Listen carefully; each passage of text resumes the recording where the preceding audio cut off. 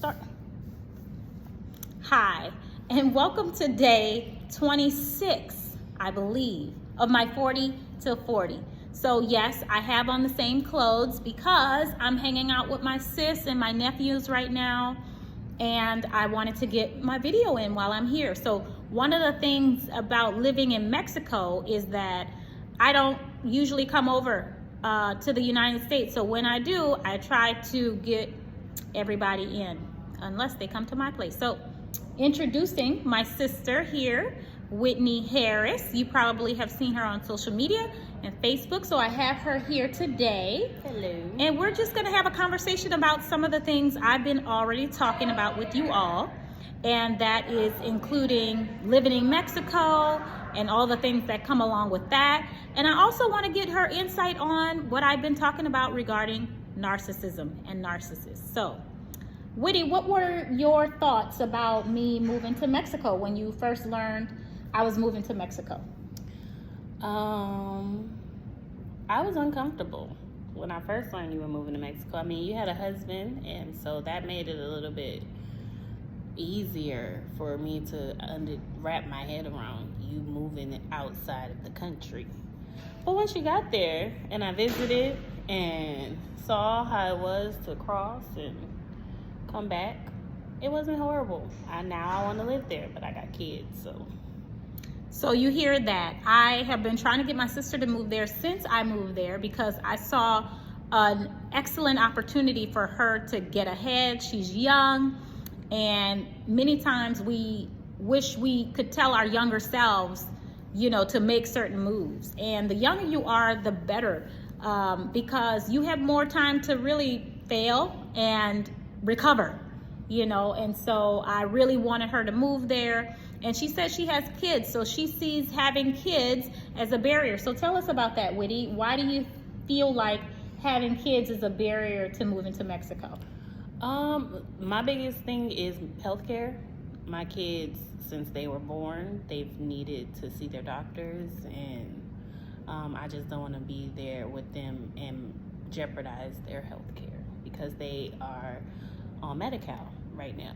So you have to be a resident of California in order to receive Medi-Cal.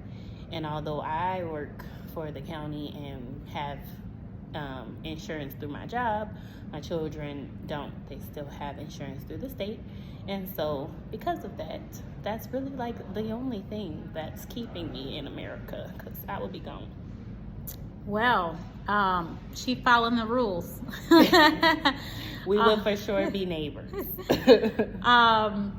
So that is something that we would have to really, I think,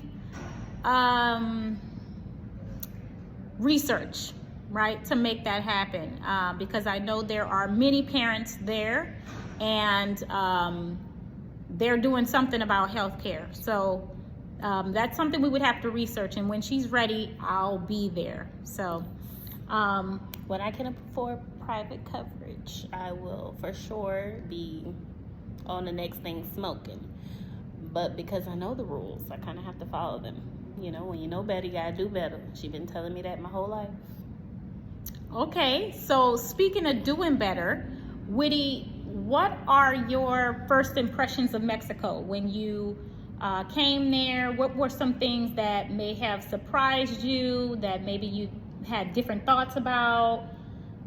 I guess my first time visiting you in Mexico was scary. I drove myself. I had my baby, and I lost roaming. I lost service because I didn't turn on my international roaming, and I had my GPS on, and I thought we was gonna get picked up by the cartel. But then you notice my mom and her said cartel, so that might be what's in your mind too. But then once I was there and had been a few times and was able to actually not just be at my sister's house, but actually see Mexico and enjoy Mexico, I fell in love with the country. I fell in love with the people. Everybody's very hospitable. Everybody is so welcoming and humble and hardworking. And when you first cross, that's not what you see offhand. Like firsthand, you kind of see the poor and Lots of kids asking for money and that type of thing. But once you kind of get into the city and see the hardworking people of Mexico and see the families that are there and how they not different from nobody in America, you realize that crime is crime. Crime is everywhere. As long as you don't bother them, hopefully they don't bother you. That was my first impression. And when you think about, other than the healthcare thing, what do you think you could gain or your family could gain moving to Mexico? Why do you now want to live there? What helped you make that decision that this is a viable place to live?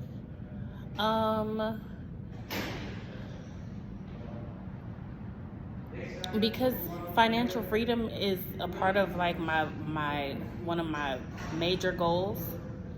I feel like it would put me in a set me up to make different, I guess, what am I trying to say? I feel like if I was to live in Mexico, I would have more money because it's cheaper, and it would put me in a position to start to create generational wealth and financial freedom for my kids, as long as I do what I need to do, obviously, and not just blow my money, but not having to spend it all on bills, working hard and not really seeing my dollars where I want to see them, is what stresses me out. So I feel like, I feel like if I had that financial freedom, or if I had less of a burden of all of the bills that it costs to live in Southern California, not really specifically America, because I feel like there are other places in America that are more affordable, but Southern California specifically, the weather, the climate, is pretty much the same in Mexico. It's beautiful. The weather is always really, really nice, and you get all of that, and you can be by the beach and be around great people and have fresh food and produce. That's another thing that I love about Mexico, the produce. Everything is fresh. It just tastes different. Aside from not being able to drink the water, I think that overall it would be a healthier environment for my kids and for my pockets. And we don't even drink our water in America. And No. to be honest, I did a racial justice series with actually the 9 water boards of California. I had a state contract to do that, and just thinking about the water quality even in America, check it out, not so good. But I don't trust the water out here either. I buy bottled water in Southern California as well, so I can't act like I just be drinking from the faucet, because I don't. Absolutely. So the second half of the video, I wanted to talk to you, Whitney, about the other topic I bring up here. And again, as I told you all, I was bringing in people that were pieces of me, my village, that I have here. And when you see me, you see them. And so my sister is a part of my village. She's my baby sister, but very grown woman. She's a wife. She's a amazing mother, and I've watched her grow up, and she's watched me grow up. And so as she's watched me through all of my valleys and my mountaintops, I wanted to get her feedback on, because you heard my mom talking about my sister and things she would see or think, but I wanted to hear from her, what were her thoughts, what were your thoughts, Whitney, about when I was going through the relationship that I was going through with the narcissist?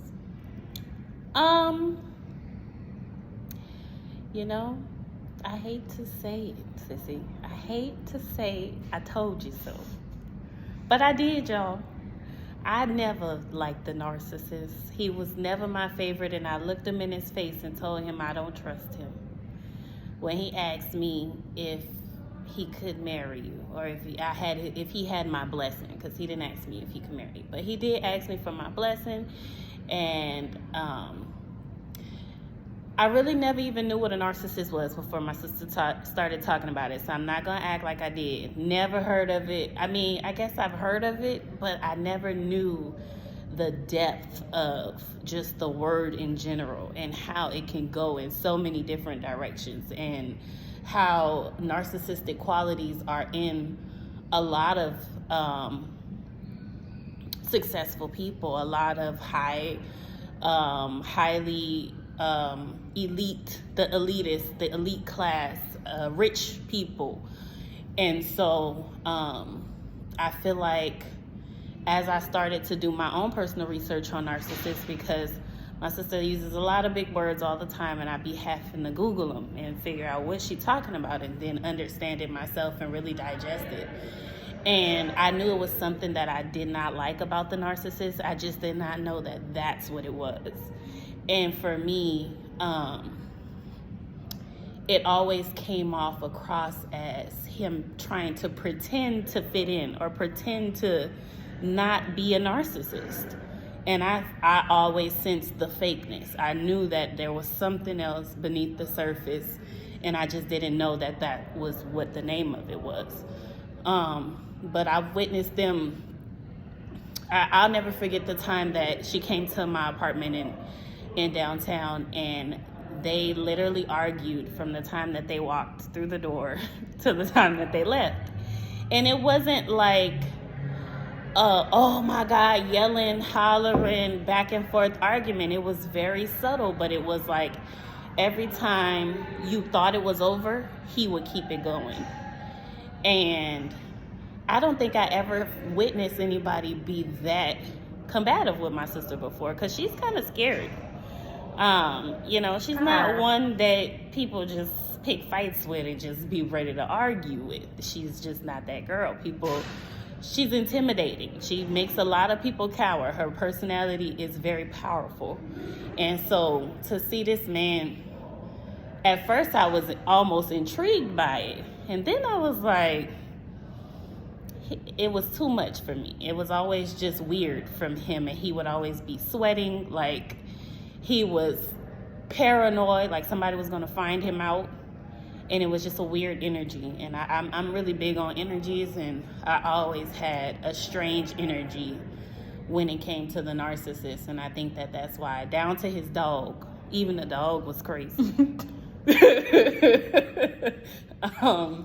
But I feel like that's probably the most. And then I asked her when we were planning her wedding, I threw her a bridal shower that doubled as a wedding. She actually got married at her bridal shower. And I asked her before that if she wanted to have kids with him. And she said she don't know. And she don't know what type of dad he gonna be. And I said, well, what you marrying him for, Sissy?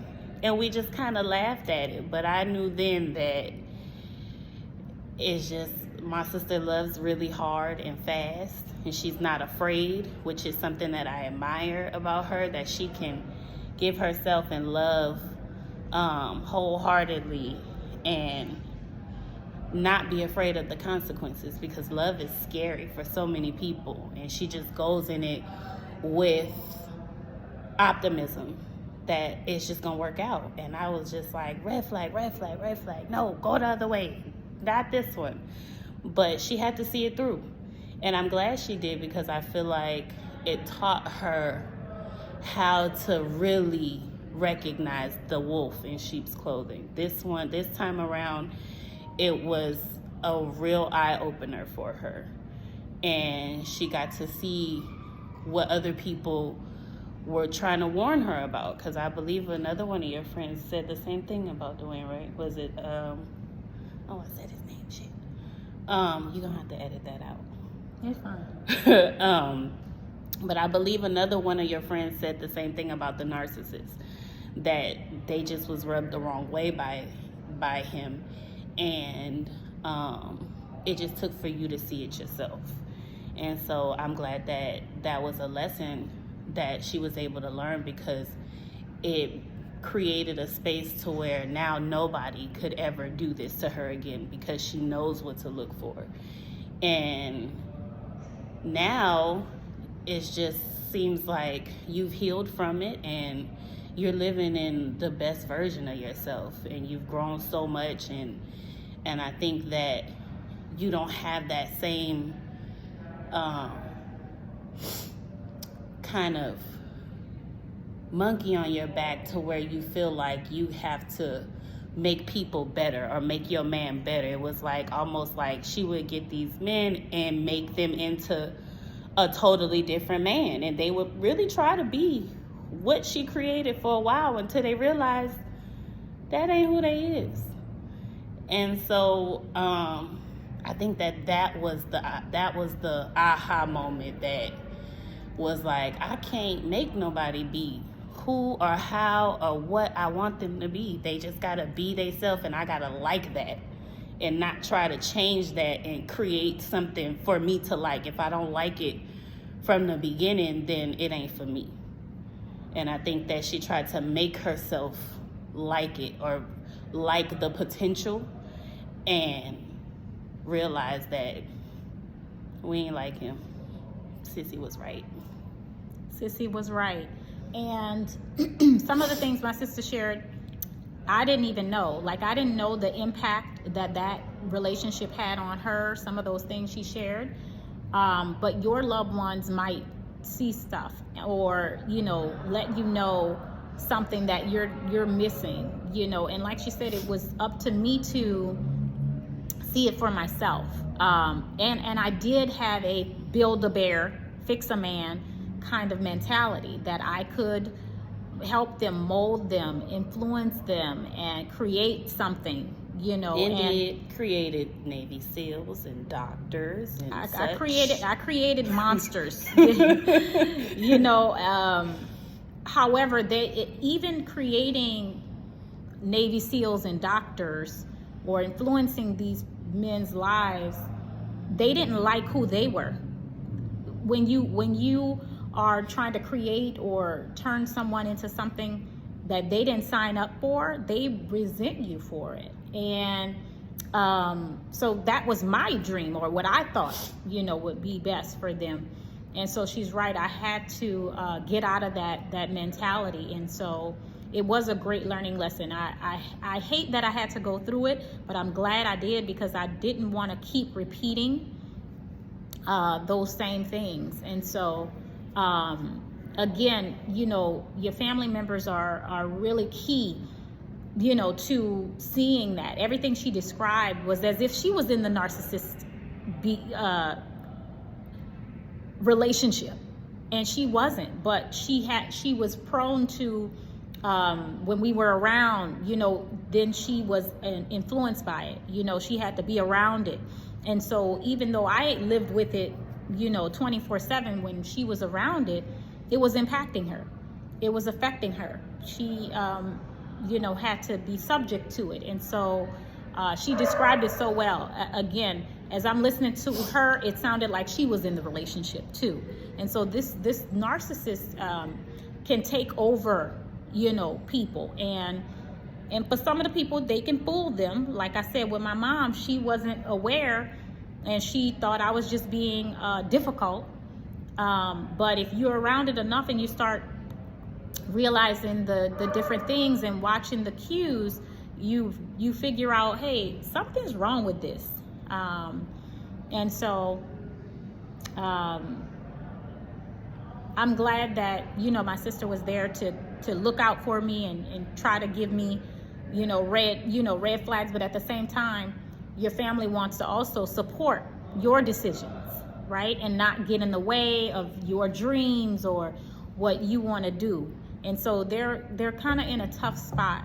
But I would, if you see that kind of behavior, I would, as my sister said, research it, and then, maybe bring it to the person and say, here, I was reading this, and my sister knows I'm a scholar. So if she would have maybe brought me, I don't know, research showing me what that was, if she had known at the time, I probably would have read it and said, oh goodness, oh, that too, and that too, and that, and like, oh Lord, I'm in trouble, right?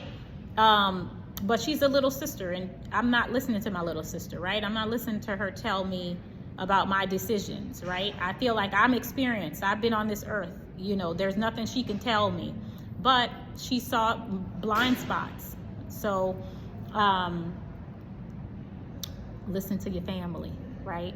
Listen to your family if they are talking about that, and especially if you have multiple people in your life that is pointing out this person, right? Not just one person. Oh, my sister don't like him, but everybody else love him.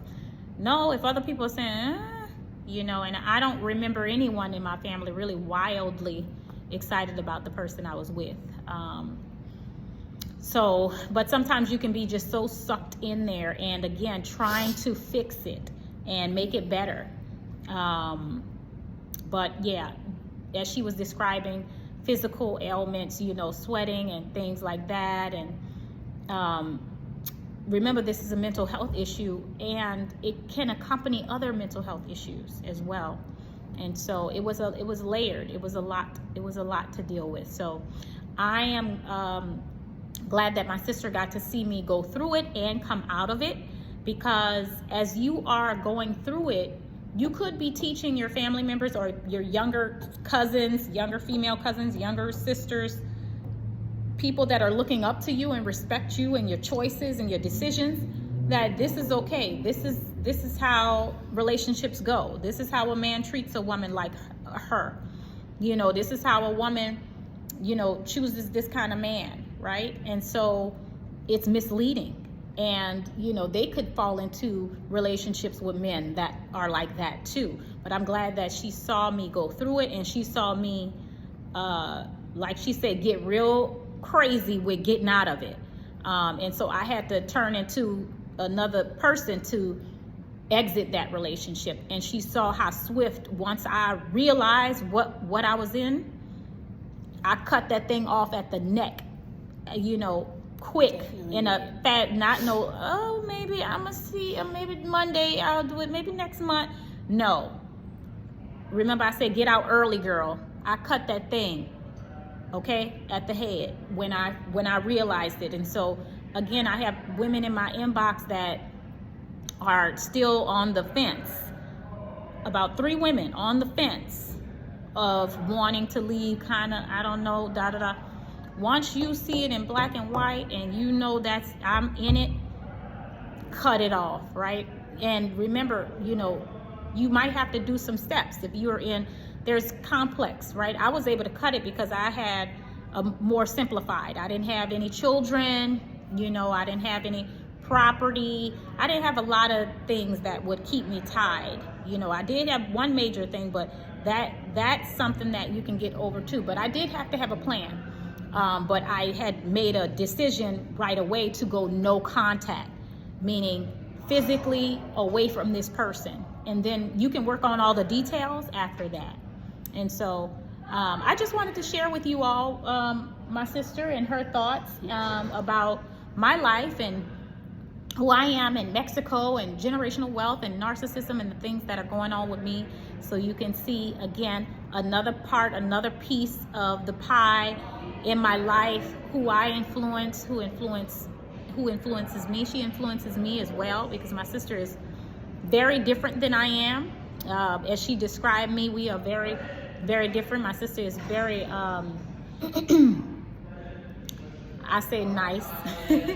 She's very, very compassionate, very, very passionate, very warm, very loving, very friendly. And I sometimes don't like that, because I want to defend her when people, you know, take her kindness for weakness. And she's also very forgiving, very giving, very generous of her heart, of her time, of her resources. She has a nonprofit, Gary Gives, where she helps children give to other children in need and families in need. And so that's something that's a passion project for her, that's from her heart. And she has it where my nephews are learning those kinds of things as well: empathy, generosity, and just that there are other people that are less fortunate, and things like that. And so I watch her in her marriage and as a mother, and I wish I could be half the person she is in those kinds of things, because I watch her and the decisions she make about her life and hard decisions, and I'm thinking this is what I would do, and she would do something totally opposite, and I always think, whoa, that's a lot of courage. You know, sometimes I'm too much of a wimp. I'm out of there, right? And my sister's really tough. She sticks in there and gets the job done, no matter how long it takes, and even when it's not comfortable. So I'm proud of you, and thank you for joining me on my show. Did you want to? I have one last thing that I wanted to share, because I wanted to, for the people who may not understand exactly what a narcissist is, I just want to give you a different way to think about it, and to recognize different signs, and to really make it about yourself, and focus on how you feel. If somebody takes you out of your character, I know how my sister can get. I've seen many different characters of Keisha, okay, to say the least. And I know when she's walking in her light, in her highest self, and that's usually where she stays. She likes to be positive and exude positive energy and just be a light in every room that she walks in. And what I recognized when she would be around the narcissist is that her light was dim. And I had never seen that before, ever. As long as I've known my sister, nothing could dim her light. And she would be irritated all the time and angry. And it brought me back to a version of her that she had worked so hard to get away from when she was, in college. And it didn't even dawn on me that that's who she was with back then. When she was so angry and upset and emotional and would just snap all the time and didn't have a full control over her anger and her emotions like she had grown to have in this stage in her life when she rekindled this flame with this person. And then it was like a switch. It was like you matching his energy, and that's not you. When you are with somebody that you're constantly at odds with, they say opposites attract, but opposites don't mean toxic. If you can't work through your problems and with respect and decency and communication that is not tit for tat, or gotta have the last word, and people just bring you to a boiling point to where now you're acting outside of what you've worked so hard to shift and change in your life, then it don't even have to be a narcissist. That just ain't the person for you. Your partner should bring you peace. Your partner should be in the space where they want to make your life easier. And they don't have to be perfect. And they have, their ups and their downs too. And they might have their own mental issues. But at the root of the relationship, if that person puts a smile on your face and brings you joy and happiness and safety and security, those feelings, then I think that you're in a good space. And that maybe your relationship just needs to develop communication. If there is any type of barrier there, communication could just be developed there. But if you are angry and irritated all the time, and the only time y'all really see eye to eye is when you getting something bought for you, or y'all having sex, or they not around and they're just a thought in your head, but you don't really like to share a room with that person half the time, then that's when I feel like things need to be reevaluated. I feel like the narcissist put my sister in a very bad mood, in a bad headspace. I feel like when she would come around, it would be like her joy wasn't all the way there. And I've seen her. It's a difference because I've been in the background. I've been her biggest fan all my life. I've been watching her every move all my life. So to witness so many different changes in her, and then to see a person bring her back into a character that I thought was gone. But I ain't gonna lie, act like I wasn't excited to see it, because she's still in there. As fiery as her hair color is today, that Keisha exists. But, you know, for somebody to bring her there, it has to be a lot. And those are the people that attach themselves to certain heartstrings that only they can hit and strike these nerves within you. And it's not that the love isn't there, because she loved him. She fell in love with a narcissist. But you gotta love yourself more. And that's really all it is. It's all about self-preservation and self-care, and what you're willing to deal with, and what you're willing to put your body through to appease someone else. And if you're willing to put your body through stress and anxiety every day, and irritation and feeling annoyed, then that's where you at, and that's where you want to be. But my sister recognized it, and once she recognized it, she was out of there.